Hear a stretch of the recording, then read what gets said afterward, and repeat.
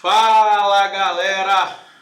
Fala galera, Marcão na área, tá? Começando aqui nosso planejamento de trabalho da nossa terça-feira, tá? Vou analisar os melhores jogos que, na minha opinião, são os jogos da Copa Libertadores, tá? Nós temos Bolívar contra o Internacional, nós temos o Corinthians contra a equipe do Estudiantes pela Sul-Americana, beleza? Vou comentar sobre esse jogo também. Além disso, nós temos Série B, né? Mirassol aqui, Juventude, Criciúma e Vila Nova, né? Equipes que estão brigando aqui para subir de divisão, tá? E nós temos também Liga dos Campeões, qualificação. Eu vou comentar principalmente o jogo aqui do Copenhague, né, contra o Racon, lá da Polônia, e a equipe do Rangers contra a equipe do PSV. Promessa de um jogo muito bom aqui. Então fica até o final desse vídeo que eu vou fazer o meu planejamento de trabalho e vou compartilhar as melhores análises com vocês aqui desses jogos, desses confrontos, tá? E eu vou começar com a Libertadores, tá? Obviamente é o grande jogo do dia, é o jogo que todo mundo quer acompanhar, todo mundo quer ver, né? E a gente vai ter aqui o Bolívar enfrentando a equipe do Internacional, Internacional que eliminou a equipe do River Plate num jogo muito emocionante, né? Na casa do River Plate eles acabaram vencendo, fazendo um gol ali no primeiro tempo, depois tomaram a virada, né, do River Plate e levou para dentro de casa essa decisão. Em casa, conseguiu fazer de forma heróica no segundo tempo 2 gols. No final do jogo, o River Plate foi lá, fez um gol, levou para os pênaltis. E nos pênaltis, a equipe do Internacional acabou se classificando. Jogo muito bom. E o Internacional acabou eliminando uma das equipes favoritas para vencer essa Libertadores, tá? O River Plate vinha muito forte e fez até grandes contratações agora. O Lanzini, né, chegou e acabou que o River Plate foi eliminado e o Internacional está aqui nessa briga.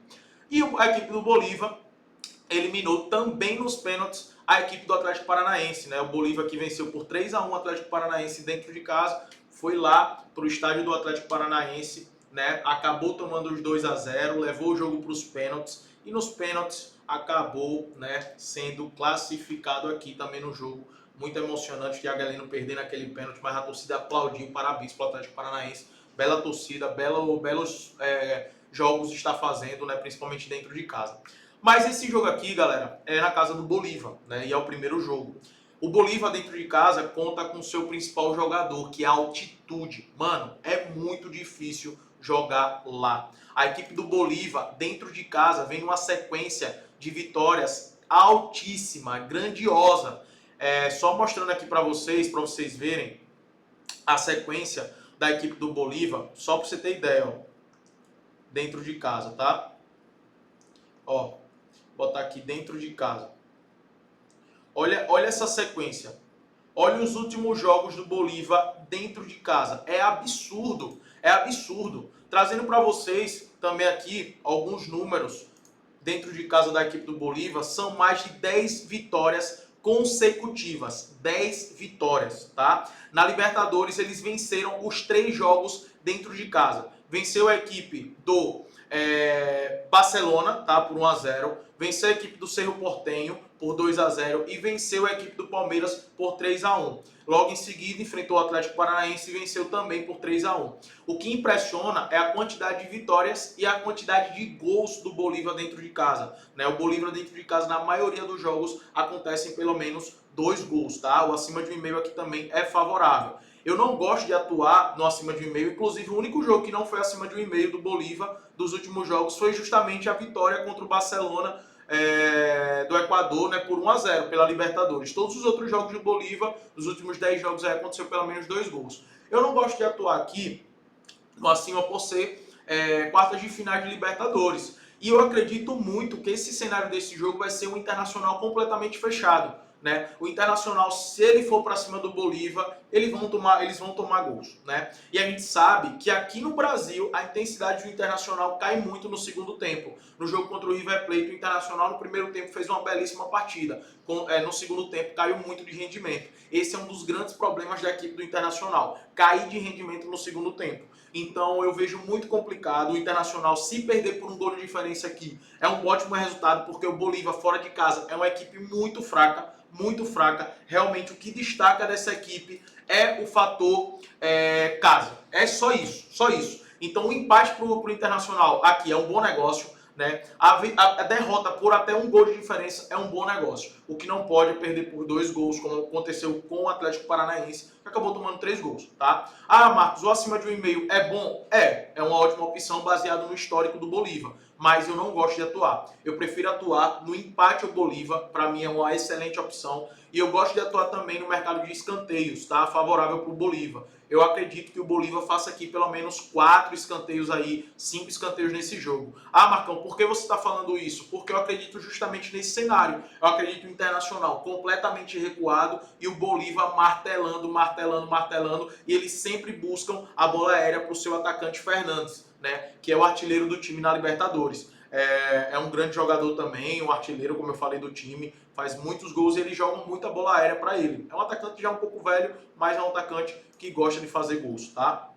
Se tivesse mercado de cartões também na Bet, para mim seria favorável. Como não tem, eu gosto muito do empate ao Bolívar, acredito que o Bolívar até saia com a vitória desse jogo, tá? É uma grande possibilidade aqui, é a vitória de fato do Bolívar, tá? Mas o grande negócio de fato é o mercado de escanteios favorável para o Bolívar, tá, galera? É o primeiro jogo que eu quero comentar com vocês e para mim é a grande possibilidade aqui. Trazendo aqui para o jogo do Corinthians, mas antes de falar de Corinthians, nesse jogo do Bolívar, eu vou deixar uma aposta para vocês no meu grupo gratuito do Telegram. Então clica agora, tá? Aqui na descrição, no link que está na descrição, e entra no meu grupo gratuito que eu vou deixar uma aposta de pré-jogo aqui para esse jogo do Bolívar, tá? Baseado em escanteios e no empate ao Bolívar, como eu acredito, beleza? E lá também eu compartilho muitas apostas no ao vivo, então vai ser muito interessante para vocês, beleza? Agora vamos falar de Corinthians e Estudiantes. Galera, é um jogo muito difícil, a verdade é essa, é muito difícil mesmo. Não vai ser fácil para a equipe do Corinthians esse jogo, né? Longe disso, a equipe do Estudiantes é uma equipe muito qualificada, é uma equipe que joga muito bem. Eu assisti os 2 jogos contra a equipe do Goiás, eles jogaram muito bem contra o Goiás, venceu o primeiro jogo por 3-0, o Goiás teve jogador expulso, tá? No início do segundo tempo. Mas eles estavam dominando o jogo e venceu na casa do Goiás por 2-0. O Goiás se lançou, eles foram aproveitar o contra-ataque. Para esse jogo, eu acredito no Estudiantes mais fechado, né, a fim de levar essa decisão para sua casa. Esse é o objetivo de todo visitante, né? Não acabar sendo eliminado na primeira partida, levar um ótimo resultado, um empate ou até mesmo ali uma diferença, uma derrota por apenas um gol para decidir dentro de casa.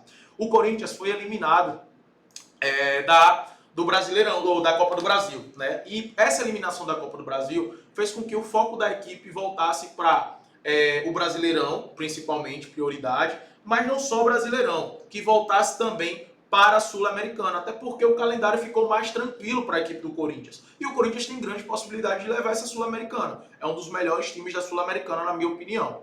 Dentro de casa, o retrospecto do Corinthians é muito positivo.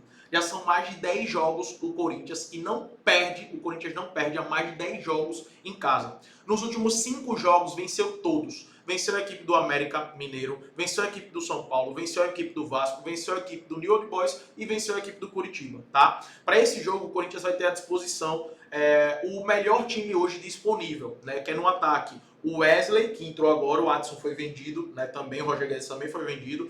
Então entrou ali o Wesley, tem o Yuri Alberto e vai ter a volta do Rojas, né? Que é um jogador muito habilidoso e que gera muitas oportunidades no seu setor ofensivo. Então vai ter esse trio de ataque, vai ter o Renato Augusto, né? Provavelmente vai ser o Maicon junto com o Fausto Veras, né? Pode ser que entre o Moscardo, mas é muito difícil, acredito que vai ser realmente o Fausto Veras e o Maicon, tá? Na lateral nós vamos ter provavelmente o garoto da Brase e também o Fábio Santos. E na defesa, como a gente já conhece, teremos ali o Gil com o Murilo, né? Eu vejo uma força muito grande do Corinthians, de fato, para vencer esse jogo. Não consigo visualizar o Corinthians perdendo esse jogo, mas tem a possibilidade do empate, tá, galera? Tem a possibilidade do empate, sim. Porque, como eu falei, essa equipe do Estudiantes é uma equipe muito dura, é uma equipe que joga muito bem. Um ponto que se destaca muito nas duas equipes nos últimos jogos é o mercado de gols. Tá? Mas por ser umas quartas de finais também de Sul-Americana, eu não gosto de atuar em gols aqui por ser o primeiro jogo. Qual é o cenário que eu acredito aqui? O Estudiantes fechado, jogando por uma bola, o Corinthians propondo o jogo, tá? Acredita, a odds do Corinthians eu achei muito alta, pagando 2,10. Ah, Marcon, você acredita na vitória do Corinthians? Acredito, vejo ali 60, 70 possibilidades de chances do Corinthians jogar com esse time que vai a campo e dentro de casa, né, com o apoio da torcida. Mas não duvido nada uma possibilidade aqui de o jogo acabar empatado. O que eu não vejo que seria uma zebra muito grande seria a derrota do Corinthians com esse time que vai em campo dentro de casa. Então acredito no mínimo que o Corinthians saia com um empate, no mínimo um empate desse jogo. Empate Corinthians seria a melhor decisão, empate anula aposta seria a melhor decisão. Um pouco mais arriscado seria utilizar um handicap, onde você perdendo, o Corinthians empatando o jogo, você perde metade da aposta. Mas aí já é uma aposta um pouco mais arriscada. A vitória do Corinthians também é arriscado pelo time do Estudiantes, tá? Mercado de gol seria uma opção acima de 1,5, mas como eu falei, eu não gosto de atuar no acima do 1,5 no jogo de ida, né? Por quê? Porque uma das equipes pode entrar completamente fechado, principalmente a equipe do Estudiantes, e 1-0 Corinthians aqui não é um placar ruim para a equipe do Estudiantes, no meu ver. Então não gosto de atuar no mercado de gols aqui, tá? Vindo agora para os jogos da Série B, galera, nós temos 2 jogos da Série B, tá?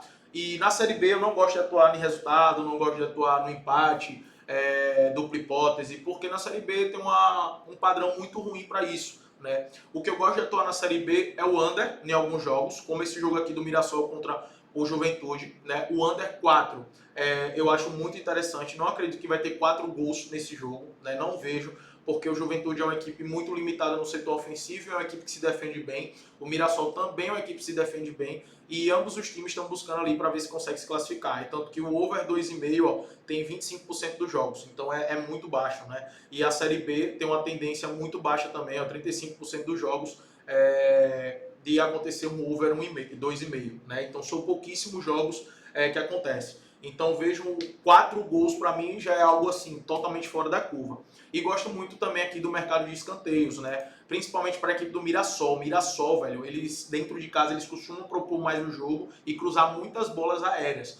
Então vejo um jogo com uma possibilidade muito grande de acontecer aqui, pelo menos aí uns 8 escanteios, tá? A não ser que o Mirassol faça logo um gol de cara. Aí o cenário muda, aí eu não vejo um jogo muito favorável. Mas eu não acredito que isso vai acontecer, beleza? Criciúma e Vila Nova também é um jogo muito ruim para a gente se apostar no mercado de vitória, de dupla hipótese, tá? O Vila Nova está se recuperando agora no campeonato, o Criciúma também teve uma queda, são 2 equipes que brigam para se classificar, mas eu vejo também um jogo muito favorável para cantos. Acredito que aconteça aí no mínimo 7 cantos nesse jogo, tá? Tem uma probabilidade muito alta para o over 7 e o over 6 principalmente. Olha isso, ó. Todos os jogos do Criciúma, todos os jogos do Criciúma aconteceram no mínimo 7 escanteios. Então eu vejo isso também um mercado favorável aqui para se apostar em cantos, beleza?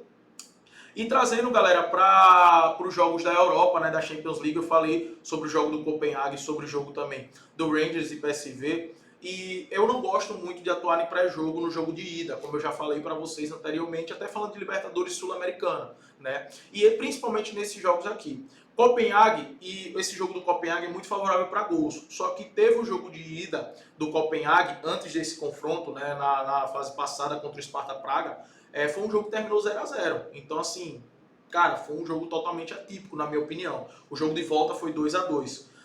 Rangers e PSV, eu vejo aqui muito equilíbrio. No jogo passado, eles enfrentaram equipes que eles eram superiores. Aqui, eu vejo um equilíbrio muito grande. Leve favoritismo para a equipe do PSV, mas vai jogar o primeiro jogo fora de casa. Então fica muito vulnerável. Também gosto do acima de 1,5 aqui, mas por ser o primeiro jogo, prefiro ficar de fora, tá? O que é que eu recomendo para vocês? Ficarem de olho no ao vivo, né? Se o jogo estiver muito movimentado, vocês aproveitarem o mercado de gols, tá? Seja o gol HT ou seja o acima de 1,5 durante o jogo, beleza?